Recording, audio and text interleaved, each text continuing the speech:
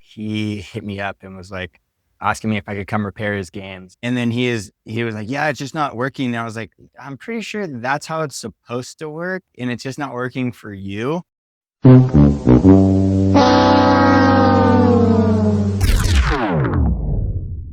The following moments may contain explicit language. It starts with a quarter, a phenomenon that had to happen when the TV set married the computer. In the arcades. We've played every game until we're bored of it. In arcades across America, pinball is bouncing back.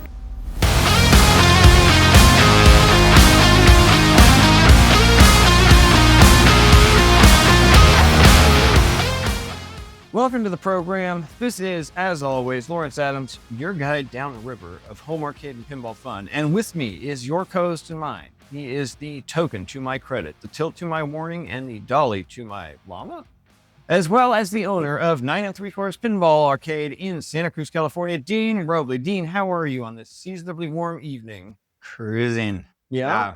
How's the week been so far? It's been good. Just Yeah. keeping it going. We had a mural being painted out front in the parking lot, which is always fun. Oh, did you? I don't think I saw Yeah, that some one. late night. Yeah, so Yeah. now if you're ever driving down SoCal, was it southbound? Yeah. Treehouse, dude. They just got this giant like Grateful Dead mural. It's a bunch of Grateful Dead bears. Was it like a city thing? Or No, just I think it was just the Treehouse dispensary. That's awesome. Yeah, That's awesome. Yeah, it's fun. That's cool. You've been gearing up for League too. We have the finals coming up. Yeah, this Saturday. I was paying attention to that because I don't think I've ever played in a stepladder style tournament. Yeah, I think I'm 5th right now. Yeah. So that means like I start in the 5th round and Exactly. then I would have to just keep playing. yeah. Work your way up. Yeah. I just have the worst feeling that even if I were to manage that who's in first right now? Morgan. That's what I think. I have this awful feeling that it's going to be Morgan and it would be Yeah. Adam's family. Dude, I just got this horrible feeling that would be the case. But I'm really looking forward to playing it because Yeah. League is just always, it's the thing that keeps my week alive. Yeah. It's just like having it. So I'm super stoked that we did it this weekend. Yeah, step ladders are fun though. It's like that's what they use for like PDA, right? Yeah. Most bowling tournaments are like that. Yeah, it really is like if you qualify first, Yeah. you get rewarded. Yeah. You're at the top of the pyramid, so you're the last one to play. I can see why people might gripe with it. To me personally, I was like, that makes perfect sense. And also it makes it move so much smoother, right? Like instead Yeah. of everyone playing every game in the joint, where Yeah. like you also have to account for the fact that you are now going to have to clean and repair all the games after everyone does that. Yeah, yeah. Like, and now it's just, okay, like it's fair is fair. If you got first, you get a benefit of being first. Yeah. I like any tournament where you actually you have benefits Yeah. and you have punishments essentially Yeah. for doing as well or not doing as well. So I can't freaking Yeah. wait. And after 10 weeks of grinding through the I know, league, yeah. that's, oh man, let's just do it a little differently this time. That way, if you won first this whole season, Yeah. you get the benefit. Yeah, I was pretty stoked on it too. I only played 6 out of 10. So I literally had to make all 6 of them count. Yeah. And like when I first played, I think it was like night 4 or 3, I was like, man, I don't think, like looking at people's scores, I was like, I don't even think I can do it. You're just being modest. And then I finally was able to, once we got closer, Make I could it- see the math. And I Yeah. was like, yeah, I just have to play as well as my worst night Yeah. so far to do it. And I literally played as well as my worst night. So Yeah, it was yeah. like, it was fine. Yeah, moving forward will be cool though. Taking some of the suggestions from the guys down at Lynn's. Yeah. We're switching to 6-week seasons. Okay. So we're going to do, I forget what that math comes out to, 7 something Sure. seasons per year. That makes more, I kind of like that because then it keeps them flowing. Yeah. That so way, you're 4 out of 6. And I think the way don't quote me, but it's like the IFPA looks at it. It's like, that's the minimum amount. oh, sure. Like Sure. to make an actual finals. Sure. And that makes the finals more heavily weighted. Yeah, I would imagine you probably end up with more everything. Yeah. More everything playing in that style of a tournament. You also, by playing that much more often, like getting into state by just playing here would probably be Yeah. possible, like Yeah. easily possible. So Totally. that's, Farm life, dude. yeah. Plus it recycles all the time. So it keeps you more on your toes. Yeah. You're not like, okay, no, I'm feeling pretty Not confident this gonna week, make so I it. can just bank and like, Totally. now it's no shit. You got to show up and play. Yeah. I like that better. So- Yeah. Shout out Will Chernetsky for that suggestion. Oh, it was real. Okay. Okay. That's still. Yeah. All right, folks. On this episode, we are going to be rubbing the genius lamp until something shoots out. Hey. As we take a trip on the magic carpet of Tales of the Arabian Nights by Bally Williams from the mid-90s. It is one of my all-time favorite Mount Rushmore pinball endlessly playable games, and we are going to get into why. It's also a game that you can play here at 9 3/4. So if you are in the area, this is the place to come for sandy beaches and games featuring sandy deserts. But first, it's time for some news.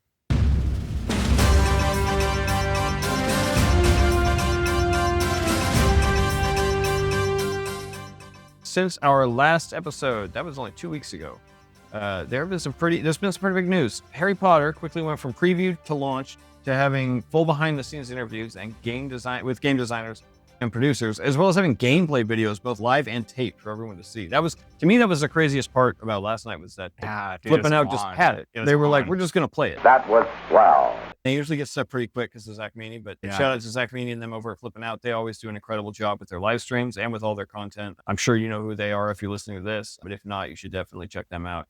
First, though, I'm going to try and not make this too much of a tirade, but I do want to talk about fan reaction a bit. This launch has brought out every member of the community that likes to look edgy and cool because they hate everything. I know that's to stay off of Pinside if you don't want to get those responses, but this has been everywhere. Facebook. It's probably also an indication of how great the machine is. The art has got some heat, again, from people who have a reputation for being negative about everything. Some of the funniest things I've read, there were comments about the art looking either cheap or even homebrew. There were comments about how Jersey Jack should have gone with art that matched the theme more. I think we can put this to rest. Folks, the art is Mina Lima. If you don't know, it's an art production house that has been making art for the franchise since the beginning. Yeah. One thing that strikes me about all this is that folks are so desperate to look cool that they'd rather rush out to comments about something in an attempt to be negative before anyone else is cool enough to be negative, that they don't even take the 3 seconds it would take to Google something and learn that fans of the franchise are going to love this art because it comes from a studio that's been with the licenses before Harry could rent a broom. Side note, I'm just going to put this out there for people listening. If a theme drops and you start shitting on stuff after you admit you wouldn't know what's good or popular about the theme if it was right in front of you, then you have no credibility in my book. It's fine to have opinions, folks. It's fine to have opinions that aren't popular ones. It's even fine to have opinions that disagree with me. You'd be wrong, but that's fine. And you can write those opinions too, midlifearcade@gmail.com. But what's not fine is being our age and still being so desperate for the cool kids to like you that you make a statement so foolish it immediately outs you as being so desperate for the cool kids to like you. Okay, on to the rest. We can get that little diatribe out of the way. So what was the designer's name of Harry Potter? Mina Lima. Or no, Eric something. Oh, Eric Minier. Dude. So his whole story about like physically writing them a letter. Yeah, I heard that. And, dude, Crazy. that is so legit that he reached out in that way, wrote a letter. You can tell he loves the thing. He's like, shit, I was almost in tears, like just listening to his thing about his wife and him as 16-year-olds going to go buy the book. Yeah, I heard that too. That was incredible. That was incredible. Yeah. That was one of those, like, it touches you like on an emotional level. Yeah. It also lets you know that like the theme is being shepherded by someone who is good. Yeah. So I will share some of my reservations that I had before seeing the gameplay and seeing the game. Yeah. When they mentioned that there was like the staircase was the main mech and that there were 3 entrances in, 13 exits out. My first thought was like, that seems a little busy to me. Wow. I know other people have said it sounded busy to them too.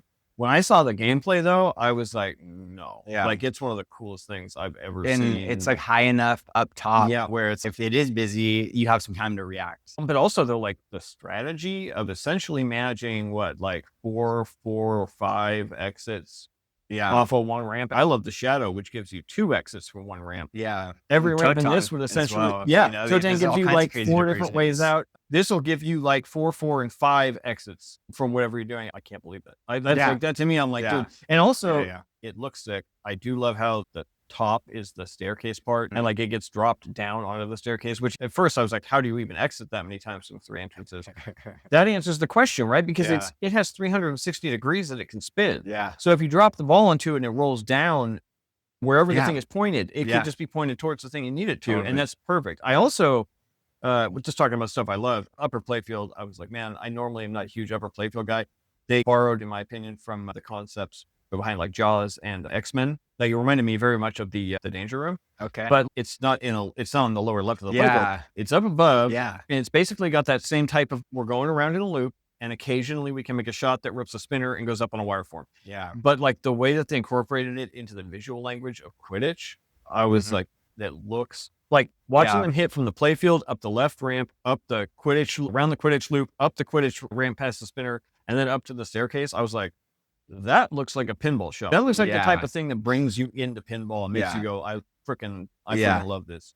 Yeah, this is a wild game, dude. The more I watched, the more I was just like, Yeah. damn it. I know. Damn it. Now I have to. I like, I just really, oh man, I love Harry Potter. I listen to the series every year. Yeah. And so for me, this was like an ultimate theme. And then I was like, maybe if it's not that sick, I'll wait a little Right, bit. right, Now, you like, wanna I wait. keep seeing it. I'm I like, know. oh God, I now know. I'm like, what do I do? It's This is pretty insane. It's fairly fucking brutal. I'll even say that. As far as the theme goes, so I'm a very heavy theme person. Theme Yeah. matters more to me than almost anything else.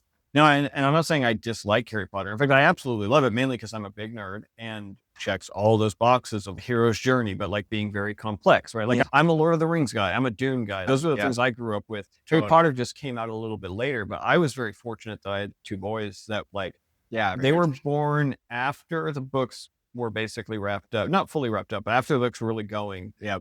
But before the last movies came out. And so when they got into it, we still had a couple of movies we got to go see in the theaters together. And that was cool. So that's what got me into it. Yeah. It wasn't like a childhood thing for me, like Ghostbusters, where I remember like holding the proton packs and playing. I do have memories of taking them to Universal Studios and having them pick out their wands and all that stuff. And so it's ingrained in me just like anything else. Yeah. And seeing how sick it is, like I have to arm wrestle with everything now because I want to buy everything. But the only benefit is, so skipping over some of the game features here, I'm going to just drop down to what I have here about pricing and availability. So the arcade edition is the cheapest one, basically $10,000. Wizard edition, $12,000. Collector's edition, $15,000. So economical, too.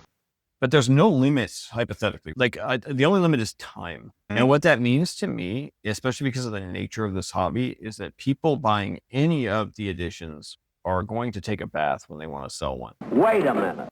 Like in other words, I imagine that you probably end up getting the arcade edition. Maybe not this year, maybe not next year, maybe not the year after, but within 2 to 3 years, I would say. Yeah. Probably around $5,000 or $6,000. Surprisingly inexpensive. Like you probably could, right? Guns N' Roses right now is selling for $5,000 or $6,000 online. Yeah. And that was selling for what, 9 or 10 But or that's a 12,000. pretty niche theme. But that's my point, though, is that like this is an incredibly lucrative theme, but they're going to sell 1 million of them. So the moment someone says, "I want space in my game room for something else," Gotcha. they're going to go sell it, and the market is going to have a lot of people doing that. And I think a lot of people are in the hobby. Not anyone that does podcasting for the most part, but a lot of people in the hobby are becoming more comfortable with the idea that if I buy a game new in box, I'm going to sell it at a loss, because what I'm doing is buying a game and playing it.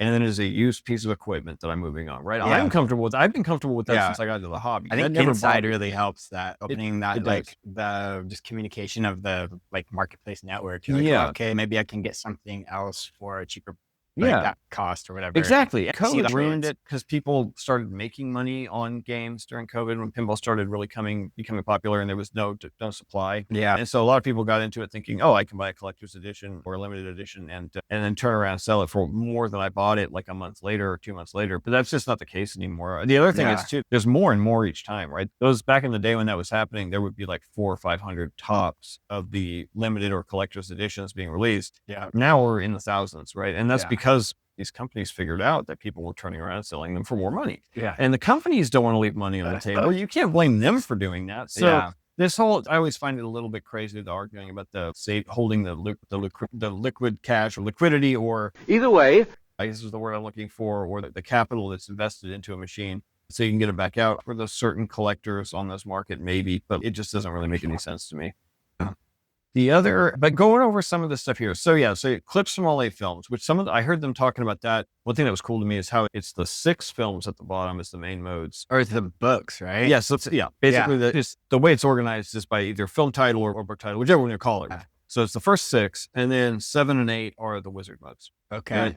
Because bail school after Dumbledore dies. What they did though was, because of the fact that the kids age so much throughout the movies, right? If you're playing modes from the first 3 films, any of the like static images of the golden trio, right? The 3 kids, or any of the other stuff that's static around the screen, it will be from those first 3 films. So they're younger. Yeah. And then if you're in the last 3 films of the wizard mode, you have the older versions of them. And that way you don't get this jarring effect of, I'm watching a movie of a 20-year-old, right? And then I'm watching a movie of an 8-year-old like that. So you don't get that. I was like, okay, that's one of the cooler like starting, like it's Playing cool it that by they took the film or time by to do book. that, and it's cool that they realized it was a problem. One of the other things was the 4 flippers, dude. Each flipper having art on it representing a different house. So one's Gryffindor, one's Slytherin, one's Hufflepuff, one's Ravenclaw. Yeah. For each, I was blown away by that when I Yeah. saw that. I was like, that's one of the dude, and the coolest. realistic wands up top. Those are I was so losing it. rad.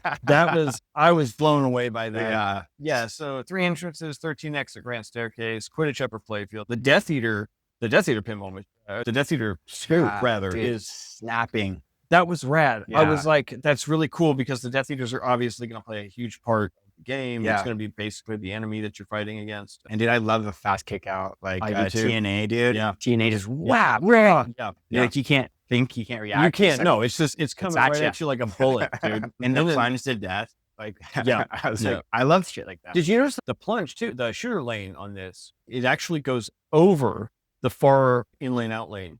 Like it's plastic. It goes up and over that, but then the in lane out lane I call it an in lane out lane because in this game there are gates right at the bottom. Protego. Yeah. That's so rad sick. too. I know. I So was so sick. blown away by that. Yeah. Of course, you got sculpts everywhere. You have the Quidditch player. You have the Whomping Willow and the Weasley's car. You've got the Sorting Hat. You've got the fucking franchise there. Yeah. I couldn't believe when he was talking about they got the rights to they got the stems Yep. of all of the audio, Yeah. all the music. I know, they all got everything. split up. Yeah. And I was like, what?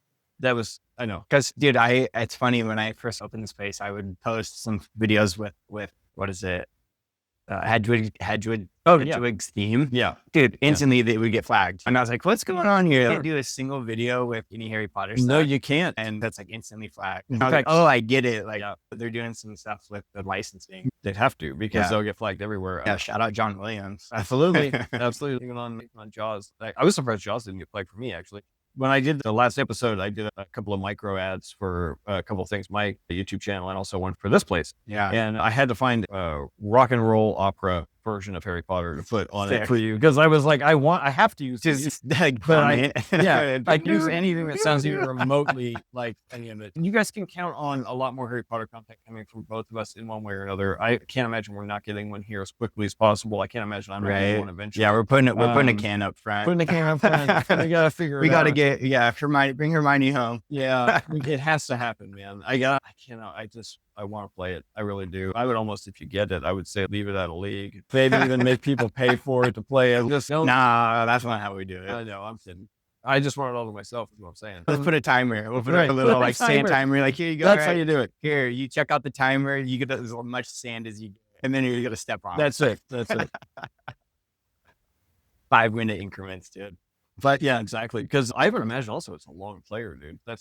I mean, Yeah, just watching the brothers play last night. Yeah, one but of I them's would like also hope it 45 is, minutes, though, yeah. right? Like, if there is a wizard mode that's accomplished by playing all of the films, like, yeah, I would hope it's a long playing game. I know Yeah. there's a focus from a lot of people these days on finding shorter playing games. but Jersey Jack, it's like those are meant to be at home. That's a home game. That's but if that's your only game, It could be. I really want to be good. able to play that for an hour. just- I want to be able to play Absolutely. and I'm not trying to make it like league friendly where it's okay. Right. This is a tournament. I need, according to the IFPA, I need it to be like under 30 seconds per ball. No, I want to get into the narrative here and I want to do a deep dive. That's what it is. It's Steam Yeah, immersion. totally. There are those games where, like, we'll say, for example, I'm actually less and less a fan of Elwin's games in tournaments, and mainly because his code is always, he has very, like, you can recognize Elwin's code immediately when you play a game of his, right? There are certain things that are just Elwin, right? Collecting various things in the background, right? Spinner hits and pops and something towards something. There's always a multi-ball, usually very close to the start button, that usually is accomplished by hitting a captive ball in some way. All those things are very Elwin. But like, one of the reasons you really play an Elwin game is the theme immersion, right? Yeah. Especially the further in you get. If you start with his earlier games, I may get a totally off the point here, but start with his earlier games, Iron Maiden. yeah, I love Like, that game. I love that game too, but that's a very tournament-friendly game. I love playing that in a tournament. You get to like Jaws and Godzilla and Jurassic Park, mainly his movie theme so far. Yeah. I'm like, dude, just leave me alone to play with them. I just want Yeah. to get into the Yeah. game. But Yeah. I know I'm in the minority there because a lot of people love ripping those games in tournaments. Yeah, for a tournament director, that would just be open it up, Yeah. switch it to competition mode. Exactly. Yeah, Yeah, that's just on exactly. you. It's Yeah. like you're There setting up a is that. tournament, you should just take the time, open it up, put the lightning flippers on it, whatever, Right. Do what and you then gotta do. switch it back. Yeah, and being able to switch it back is important too. Yeah, switch it back for people who want to have that fun, immersive experience. Yeah, I will find a way to make this segment or segue here. Speaking of Owen, we're talking about King Kong. Yeah, here we go. There we go. We've both boom. had the opportunity to play King Kong. Absolutely. I have to say that so both of it, I want to first point out, we both played it down at Lynn's. Lynn's is in Lynn's Monterey. They deserve a shout out for always having everything up to date down there. They kill it most of the time with their selection. Oh, it's just, when you told me it was down there, I was like, I'm going this weekend. Yeah. I have to play it. In my opinion, the art in person is stunning. Yeah, it's almost better in person. I was like, it's so saturated and like way too, oh man, I don't know if I'm into this. But then looking at it in person, I was like, wait, this is awesome. Yeah. Like it's way more subtle and it reminds me of, it's so unique actually, that it reminds me of like when I first saw Ghostbusters for the first time. I don't know if people remember this. Ghostbusters was Zombie's first foray into pinball. Up to that point, we were seeing things like Lord of the Rings and Iron Man and that style of artwork that was, in my opinion, just horrible. Like, it probably looks best on Tron because Tron lends itself. photorealistic kind of right, but deal. it's just Photoshop and lines, people. Like there really isn't much talent behind it. I hate to say that, but there really isn't.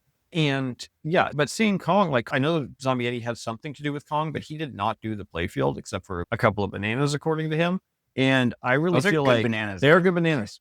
But I really feel like, dude, it looks different. Like the whole thing in my like the way it strikes my brain, it's just different. And the use of color and like specific palettes in different areas of the playfield make the whole thing feel like, depending on where I'm at in the playfield, I'm playing a different game. Yeah. And I thought that was pretty crazy. Yeah, I like the movie kind of aspect of it too, where it's like you go into the theater and you're playing the different episodes. Right. Like Houdini in that sense, where he has the very much different types of movies. It is very much like that. There's been some criticism as well as praise on King Kong for the use of a more like original theme version of Kong instead of the movie version. I actually think it was a brilliant move. I want to pose it this way. People have been asking for original themes in pinball for a long time, but we all know it's just the truth. Original themes simply cannot compete against movie titles on their own financially. From a marketability standpoint. Yeah. However, King Kong is a license in and of itself. Like you'd be hard pressed to find somebody who doesn't know what King Kong is. And even if they haven't really seen the movies, they know that it's, or they'll confuse it with Donkey Kong and they'll be like, I like gorillas. Exactly. but it'd be hard to find someone who doesn't know what King Kong is. Yeah. And so they were able to do, in my opinion, an unlicensed theme. Elwin was able to be as creative as he wanted to be within a very narrow set of blinders. Just he could really do whatever he wanted as long as it was somewhat King Kong. Yeah. And because of that, we are all the beneficiaries of that because the game is so fucking unique. I thought it was, I'm just going to say it. It was one of the reasons I play pinball is stepping up to a game like that and playing it for the first time. Not knowing what you're in for. Yeah. There's some stuff that I think is really cool. The magnet where the spider is. Just jumping into shots and layout, folks. Totally. The magnet where the spider is essentially where normally he would put a pop bumper. And it actually behaves like a pop bumper, only it's more, it's meaner. What I mean by that is the way it does it is it very lightly grabs the ball and it flings it. It's a magnet, right? Yeah, it is magnet. But that's what a pop bumper would do. It would just hit the ball away from where it's at and where he puts it in the playfields where he would normally put a pop bumper. Yeah. The problem is you can nudge on a pop bumper. You cannot nudge that magnet. Like the magnet hits the magnet and gets flung and you're like, I'm just like in the middle of nowhere here. Yeah. If that was his intention, which I'm sure it was, the more I thought about it, I was like, I'm sure that's exactly what he thought to do. Because I don't think there are pop bumpers on it. Unless I totally missed something behind something, there are no pops. I just thought it was like, that's really inspired. The other thing is that the inlay and outline design is like one of the most satisfying. So when the log diverges down, getting the pinball up there, and when it comes down, hops over the outlane, and then you can literally just hold the flipper up to ski jump it. It's got enough momentum, and then you have it on your right flipper, your right flipper then to do whatever. You can go up to the left side of the plate. You can go straight up the middle if you try to lock your balls, or you can backhand it up the right side for whatever you want to do over there. It actually took me a good 5 minutes to even like the game, which is funny, but because the shots are so not intuitive. When you step up to it, you're like, okay, there's a big ramp right up the middle. Yeah. And I have no idea what else is happening. The airplane shot, the biplane shot is fucking rad. Yeah, I love that shot. I really loved how the modes all felt like they were using different parts of the playfield, which again harkens back to my interpretation of the art, like how basically like there are areas that are either like with a primary background color of red or a primary background color of yellow or primary background color of blue. Like all those, the way they do that, it is all okay. Now we're out in the jungle. Now we are down in the city. Now we are in the theater. It's like they really match the mood of everything you're playing with the shots that you were hitting in that. Yeah. And I just thought that was fucking rad. Yeah. It made a really cool Ellen pin feel like you could have put this pinball machine in any era, except for the fact that it's so rad, it would have to be now. And I thought that was cool. It has to be It now. has to be now. There's no one, you're not getting no shot.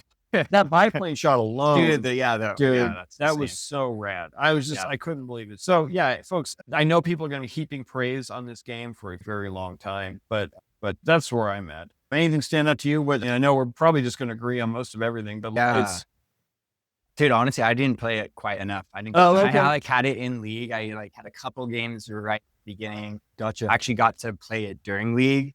And then I sat and played with it a little bit after, but then I was just like, after league, I was all over the place. So, but no, the art just really got me. That little Jane Goodall, like grad student at the bottom, with bananas in her pocket. So I was like, what? Dude, these guys are so funny. They went way crazy too. I'm sure you couldn't hear it, but the audio has a bunch of, there are James Bond call outs in there. There's all kinds of Easter eggs, like all the art, the music and so sound. fun. That's what I'm saying. He could do whatever he wanted. It felt like he was going like as Williams as possible with it. Because like he could put whatever he wants in it. There's no, who's going to get pissed? They basically were the licensor themselves. Whatever. And I love that the upper flipper, little drop target thing. It's just, I don't know what's going on. It's like hard, but whatever I was doing, I was like, I just want to keep going up there. I know. And normally something repetitive like that can be annoying to me, but it was not even close to it. I liked it. It was fun as hell. The left out lane is a little thirsty. I think it's meant to be that way because of the diverter over there and the in-lane out lane stuff. But if you're not able to get up there, and you end up in the actual out lane, you're going to end up there a lot. I have a couple of side notes here. 2 other games that I was able to play that I hadn't played before. Dungeons and Dragons. I liked that game a lot more than I thought I would. Dragon is huge. The dragon is huge. It looks so much thicker in person again. It's like watching videos. I was like, I don't really know, but I know. Whoa, this thing's cool. What I really liked about it is I've been playing Shadow a lot, and that is Brian Eddy's only other 3 flipper game. I think. Don't quote me on that. He might of course, because of Mandalorian, he's got the flippers up at the top.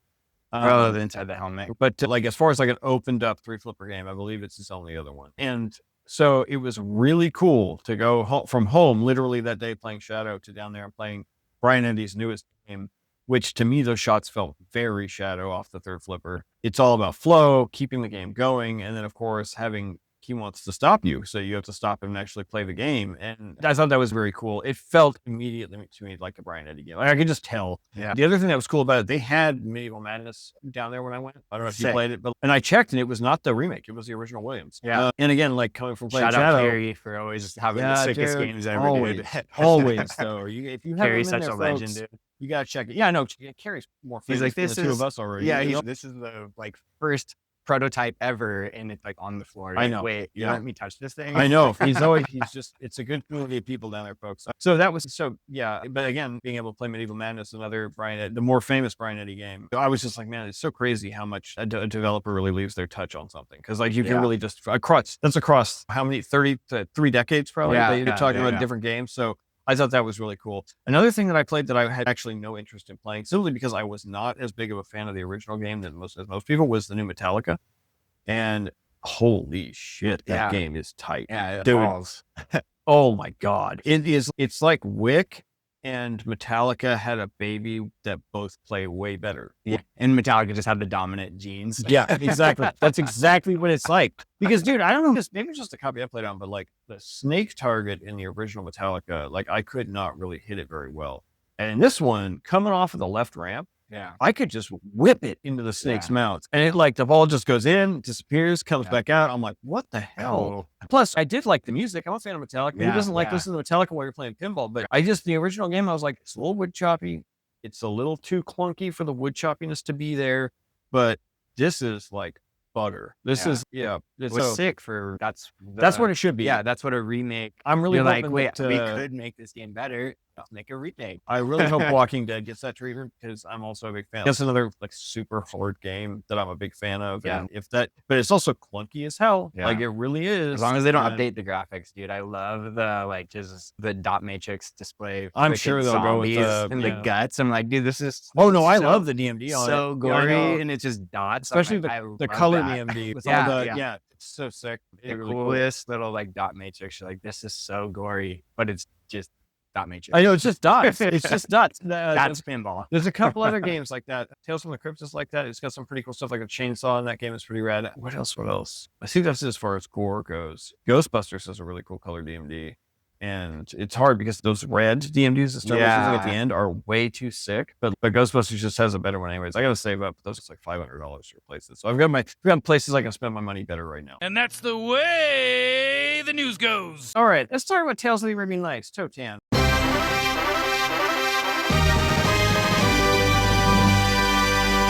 Because this game is one of my favorites. I know it's got to be one of yours because you have it, and you're always working on it. Yeah. That's just parts. That's because it's well loved. You can use it anytime, anywhere. Yeah. First released in 1996, May, by, of course, William Spelling Midway. Game design by John Papaduke. Engineering mechanics by Ernie Pizarro, Jack Scallon, and Joe Loveday. Software by Louis Cazares. Artwork by Pat McMahon, animation by Adam Ryan, Brian Moritz, and sound and music by Dave Zabriskie. So one thing I want to point out though, the art by Pat McMahon. So I think the art on TOTAN looks amazing, right? Yeah. And I was like, okay, like what some of the biggest unsung heroes from back in the day are the artists from those days. We love talking about Zombie Eddie now. We love talking about the other artists that are producing now, but we don't ever go back and talk about people who actually did a good job in an era where it was like you had games like TOTAN. And then you had games like Lethal Weapon 3 and Jurassic Park. And it's like some of those guys did horrible jobs and but they still produced. And some guys did actually good jobs. Yeah. Pat McMahon also did Junkyard, Dirty Harry, Popeye, Fishtails, Black Rose, Mousing Around, Ramp Warrior, Dungeons & Dragons 87, BMX, and Baby Pac-Man. Those names are famous.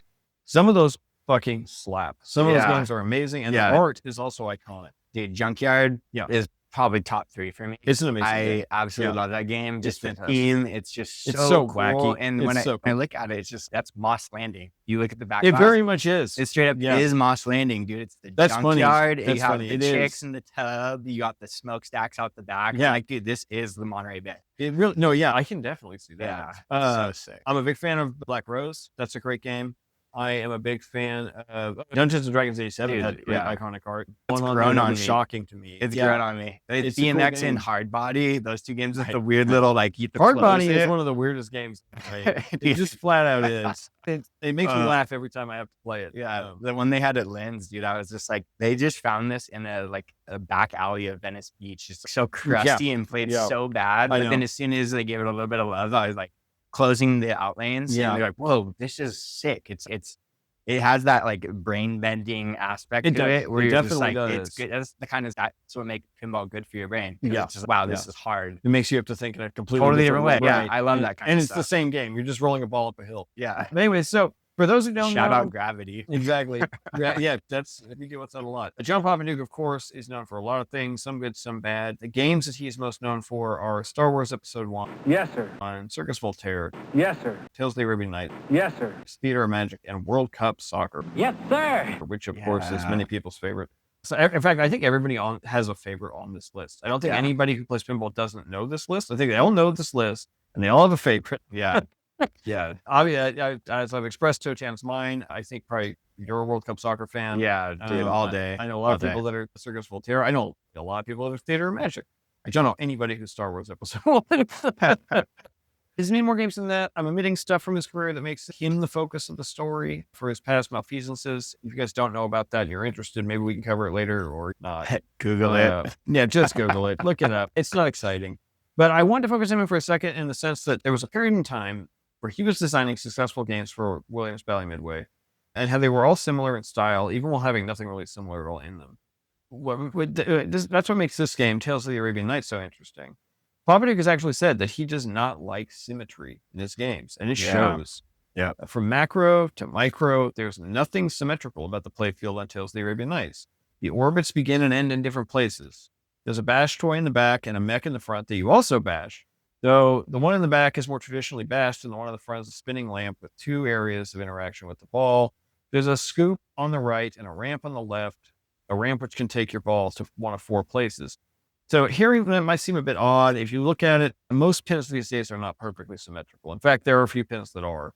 But this was made during a time when designers like Mark Ritchie, who made all his games left and right ramps, the cross in the middle, and return your ball safely, as well as in a time when orbits were basically just orbits. The ball came all the way around the other side. They went fast. Right. Yeah. So he really was changing the rules by which pinball was being done. And a lot of that is still evident in how much people will pay for some of these games. Yeah. On. Just to go over the rules real quick for folks, the object of the game is to collect the 7 jewels of the Arabian Nights and rescue the princess. So you have the tail of Sinbad and the Rocks, tail of Ali Baba, tail of Flying Horse, tail of Scheherazade, tail of the Great Camel Race, tail of the 40 Thieves, tail of the Cyclops, and then you get to a multi-stage wizard mode. So this one is one of the games I highly recommend just like going on online, typing in the actual owner's manual and bringing up the owner's manual. And if you read it, dude, these are like the straight up like tales of the Arabian Nights. Like they go way deep and they tell you a little backstory of all of these individual like do they stories. really? Oh, dude, guides used to be a whole different thing than they are now. And everyone's like, oh, this is Aladdin. I'm like, no, these are like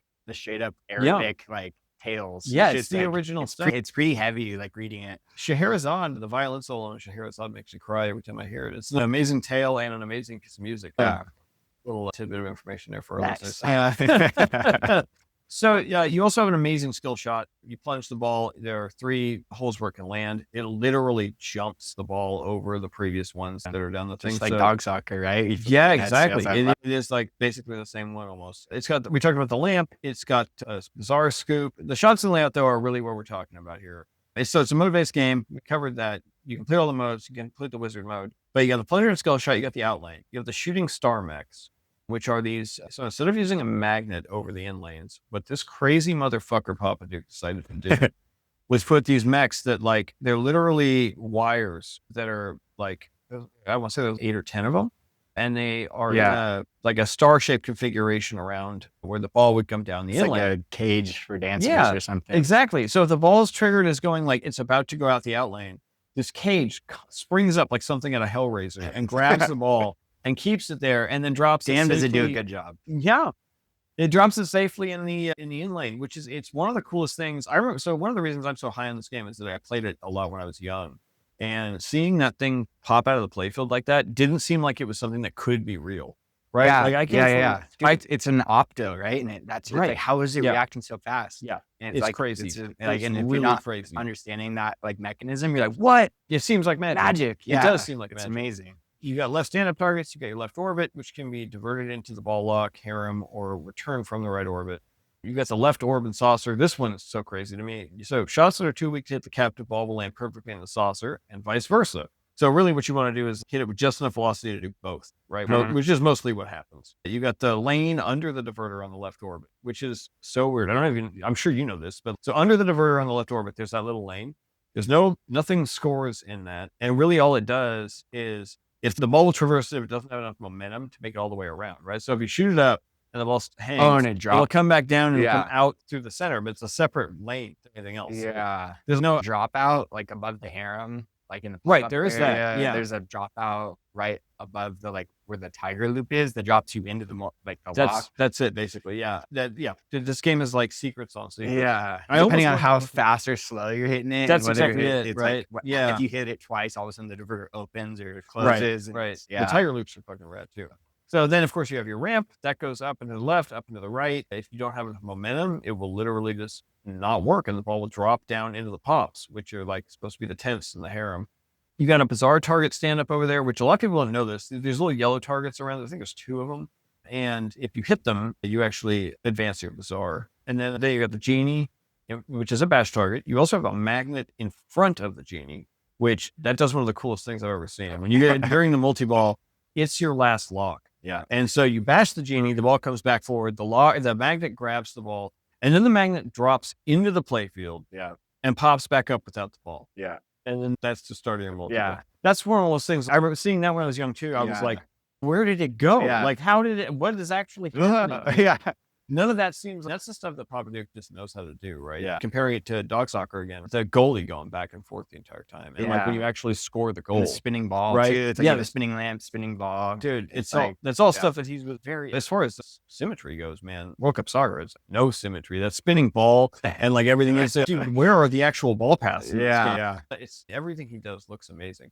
Then you have, this is the weirdest shot too. I'm sure but this because you own one, but the hidden treasure shot. So to the right of the genie, it's almost impossible to see and hit it, especially when you're playing. There's a little target. And what that really is there for, from what I understand, is if the genie's like broken, it will actually get the inference most of the time, or even just allow you to still hit the shot. But like if you're standing and playing the game, it's impossible to see. You have to get really up and close and look at it.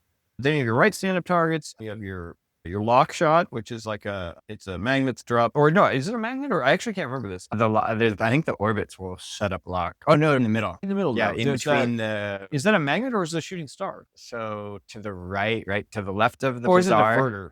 it's right? like it's a little saucer inside of that. That's right. Chamber. That's right. I was trying to remember what Yeah. stopped them all. I was like, Yeah, it's a saucer. Yeah. And then there's a back entrance and a front entrance. That's It's right. Like, Yeah. it's That's an the crazy interesting part. thing, Yeah. Then which is the harem lane. That's what I Yeah. was about to talk about, which is the front entrance right behind the lamp. You got the lock magnet, which is the one in front of the genie that I was just talking about. You got your Bazaar Scoop, which is basically your mystery award, but there are things you can do to make that work for you. You've got a Bazaar stand-up target right next to that. You've got your jet bumpers, your harem sneak in, your right orbit, which is for your locks, tiger loops, extra balls. You got your right orb, your right captive ball, but that doesn't have a saucer in front of it. It's almost impossible to hit. That's a late left one. Yeah, that's a crazy sketch. Yeah, it's almost like, why put it there? I can't even imagine most people even know it's there. And then you have another unnamed lane on that right side, which is again, it's all over by the harem portion of it. But more of an outlet. It comes in that way. Yeah, from the orbit. Yeah.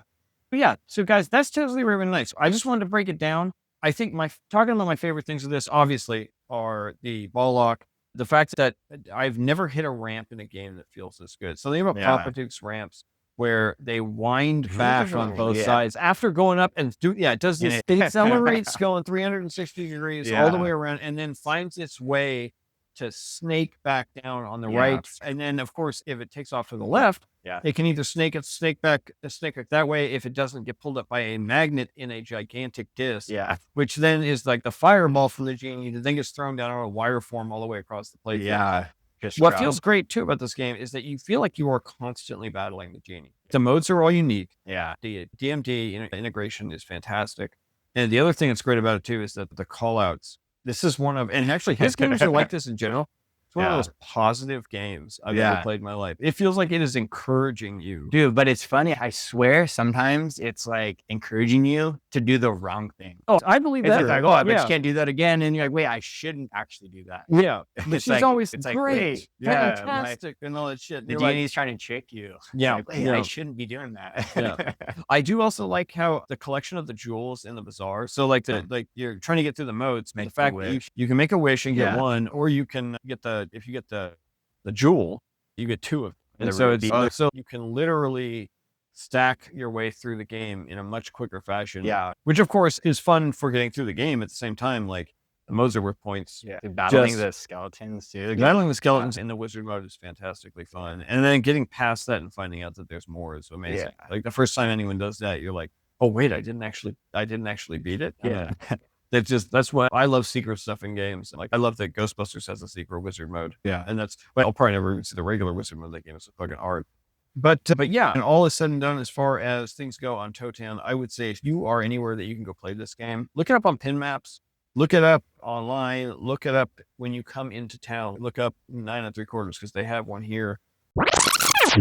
I wanted to take a moment here at the end of the show to talk about any repairs and mods we got going on, maybe future purchases. I think we all know what our future purchases are going to be. But as far as repairs go, we were talking about the Ghostbusters, my auto launcher, and I thought that I had that thing licked. But I'm still having problems with it. So what I did was, let's take apart Turtles after this, and then I can show you kind of what I did to that. Cool. So yeah, what I did was I tightened everything up, right? I replaced all the parts that I could replace, the coil sleeves and the spring. I ordered a spring for that, and I got that. And then I noticed that the ball was resting, like the auto launcher is like two pieces. Forks. Yeah, it's like a fork. And it's only on one. So what I did was I pushed them in, like I bent them in. Sometimes bending them out. Oh, that can be helpful. Yeah. Okay. So instead of pushing them towards the ball, you go like this, so they're cupping the ball a little bit. That way when it throws, it's two contact points. It works now. Yeah. Like I would say it only fails like maybe 5 to 2% of the time. Yeah. And when it fails, it's able to recover very quickly. Yeah, But but the it's thing still is, when I kinda first bought the game, the ball would come all the way around like 99% of the time and maybe get stuck in the Dude, box it's every now probably a and again. coil sleeve. But I already changed that out. You though. did? Okay, Yeah, okay, I changed okay. that out. I even changed the plunger and link. Okay. I investigated everything I could for slop. Someone online Yeah. heavily suggested that. I'm not making my game less steep. No, I'm not doing that either because mine's pretty fucking steep. It's out of the question. Yeah. Someone online suggested that if someone ever adjusted the plunger, that simply pulling on it and yanking it and letting it go so many times can actually have it shift even slightly down, and that the plunger being in an awkward angle can somewhat affect the way that it. Because it's sitting on the rubber in a weird way. Somehow, but I haven't seen When it. it sits in the shooter lane, it's gonna be, It and you kinda see it's a weak, little right? rut at Yeah. one point, and it'll start to settle on a weird So spot. I think I'm gonna try 'Cause and it's fool around slop. with that. Yeah, Slop is the problem. Auto plunge That's the on problem. Jurassic Park, that can be like completely detrimental to Yeah. your situation. If it slop shoots and doesn't get up and underneath, Yeah, it doesn't come up and around. and then you're dealing with, oh shit, I You're gotta on save the defense all of a ball. sudden. Yeah, Yeah. all of a sudden you're like, whoa, Yeah. and then it does open up like the secret fill shot to the right or Sure, whatever. Sure. But you're like, dude, sometimes I want to hit that 1, 2, 3, 4 Yeah. because I can, obviously. And Sure. Yeah. No, I know. It completely fucks you if you don't have that. So yeah, that's one thing it's just been bugging the shit out of me. I do have everything, like for the first time since owning it, I have had 2 solid weeks of Shadow being like 100% working. That's nice. And so I've just been playing the shit out of that. I'm still playing a ton of Ghostbusters, but Yeah. I would say like we were talking last week about what we were playing and saying I'm playing mostly Avengers, but like this week I would say I've just been playing the shit out of Shadow because I can. Every time I go, I'm like, it's not like I have to worry about, okay, this light's not working, or okay, even if a light's out, it bugs the shit out of me. So it's, Yeah. I don't have to worry about fixing anything. It's playing perfectly. So I'm Yeah, I'm so love stoked that. on it. Yeah. But yeah, I've been playing Shadow for enjoyment. Checking the play field levelness side to side. That's another huge one for the auto punch. Because sometimes if it's hitting a wall off of it, or because I know that could be that's it. a huge problem with Jurassic Park. If the game's not leveled this way, Yeah. it will fall weird, and then it hits the front and goes and it starts to rattle. That could actually 100%. Yeah, be that's it. another spot to check. I'll have to check that out. That'll be the one thing that I'm gonna do. It's in the note. Yeah, I'll put it in the notes. What are you working on? I noticed that No Fear is still up. Yeah, still waiting on parts. Okay. After replacing every capacitor and everything on the power board, I realized it was the one part that didn't come with the power board repair kit, and I think it's the 5-volt rectifier, not the rectifier, whatever that little thing is. Capacitor or something? I forget no, it's a voltage regulator. Oh, okay. After I replaced everything, I was like on the board in the game, and I was like, okay, we'll check it. 5 volts is not coming out. And then I started looking through it, and then I was like, okay, it's definitely that. I just went ahead and ordered because unfortunately, like Santa Cruz Electronics doesn't quite have what I need. Yeah. And so I just went with Marco's, and they have this like no noise like voltage regulator that's adjustable. Oh, okay. And it's a PCB. It's not an actual, so it doesn't build up heat. That sounds useful. It's super sick. I actually ordered 2 because, dude, 5 volts going into the DMD dot matrix way. Yeah. Going into the Baywatch, that will shut it down. Start resetting the game. Right. And so making sure it's like at least a 5.2. I mean, you can get away with 4.8 as far as I understand, but you want it to be like 5 or 5.2. Yeah. Otherwise, it will just shut itself down and restart. Itself down and restart. And so it's a huge issue. And so I just got 2 of those. And so I'm going to be putting that thing in as soon as I will be curious to hear how those work out for you. Yeah, I'll send you a link to it. It seems like godsend. Yeah. But just yesterday, we're trying to get ready for the league finals here. So I'm just like, all right, cool. I'm going to get every game working super killer. We're running around. I'm like, let's get everyone playing as much as possible. Break everything now so I have some time to fix it. And sure enough, dude, Pulp Fiction, someone's here and they're like, oh, I don't know what's happening. I walk downstairs and it's just the GIMP neck is just like, ba-boom, just constantly firing. Yeah. And luckily, I'm stoked. Electric Bat back in the day, they were talking about their GIMP coil firing nonstop Uh-huh. and overheating and like melting their wire harness. Oh, geez. So I was able to make that a while back and run the harness on the other Right, side so it doesn't right. touch the coil. Yeah. And sure enough, like it wasn't that hot, but it was on its way there. If I hadn't gotten Sure, down there and seen this thing just constantly firing, You would have had some smoke. would have had some heat. But what ended up causing that was the middle gimp broke one of the legs. So it goes around and there's 2 washers that have a spring. So when it pops up, the spring pushes it onto the ledge. And so since it had snapped, it had pushed. And so there was no spring tension pushing it on the ledge. So it just wasn't catching. Right. And so it kept trying to go up and just wasn't catching, falling, going Right, up, not catching. And so it was just constantly doing that. So I took it apart, and this is something I've been wanting to do since day one. I knew that ledge had some kind of burr on it. Yeah. And so I was like, all right, well, this is an opportunity. So I just took it off and just took the burr off that edge, running so much smoother now. I also saw on either side of that gimp target, there's totally a spot to put some like reinforcement, like wire reinforcement. And so I went ahead and I actually found bicycle spokes. Some old bicycle spokes is like the perfect gauge wire to fit inside of there. So I ran 2 wires on the side of each of the 3 targets, and then I just glued them in there. So they're just super solid. Yeah. What kind of glue were you using? It was actually So I just did a little bit of just super glue with some activator, just Gotcha. to or CA glue, Yeah. just to lock it in. And then I'm a Gorilla Glue, Sure. fiend, which isn't, it's not Gorilla, it's basically shoe glue, like whatever shoe glue Right. version. I used to use shoe glue for everything, and Yeah. it gets hard, Yeah. but then it also has a little flex, and it So just it's not brittle. bonds to everything. Yeah. It's such an awesome, so shoe glue.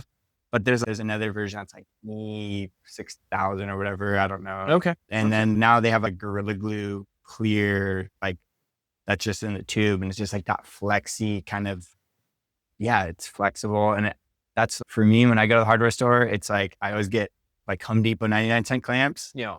Gorilla tape, Yeah. and a tube of Gorilla Glue. It's like every time I go, I'm buying that. Just to always have it on tap. Yeah, I have certain things I always buy too. Right now, so for folks out there who haven't ever bought a pinball machine, you will become a glue connoisseur.